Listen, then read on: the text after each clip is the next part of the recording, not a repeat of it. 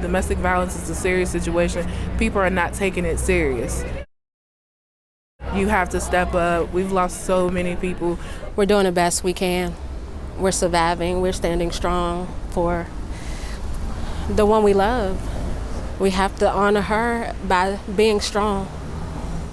I have a list of survivors who actually survived. My daughter did not. And like I said, we need to band together, else this is going to keep happening. They said 1 out of 4 don't survive. It seems to be 3 out of 4 not surviving, and the age is getting younger and younger. A lot of times as females, we have this idea of what life and marriage is supposed to be like, or just relationship in general.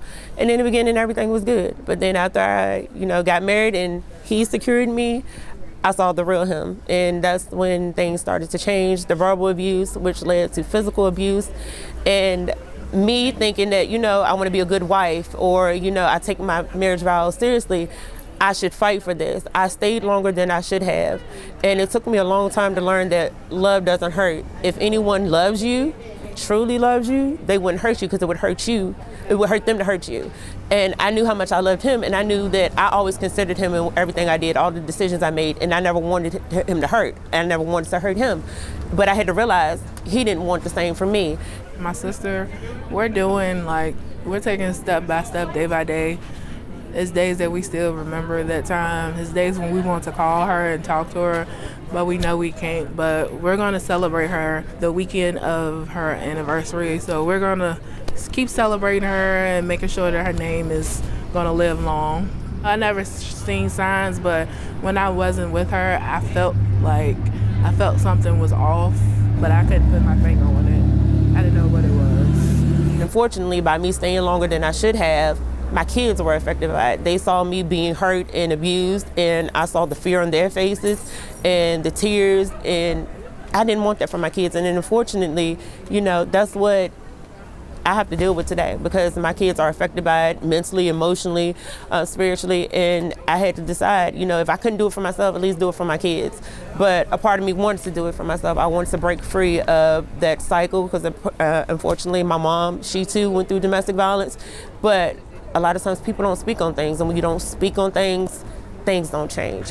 I stood up for myself. That's how I got out. Go to the domestic shelter, reach out to the ladies, WYCA.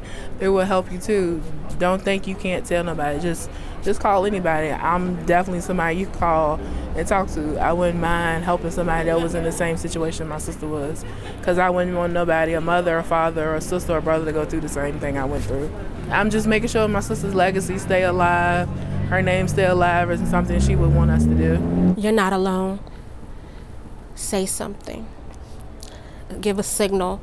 I know online they created this, if you need help. You don't even have to do that.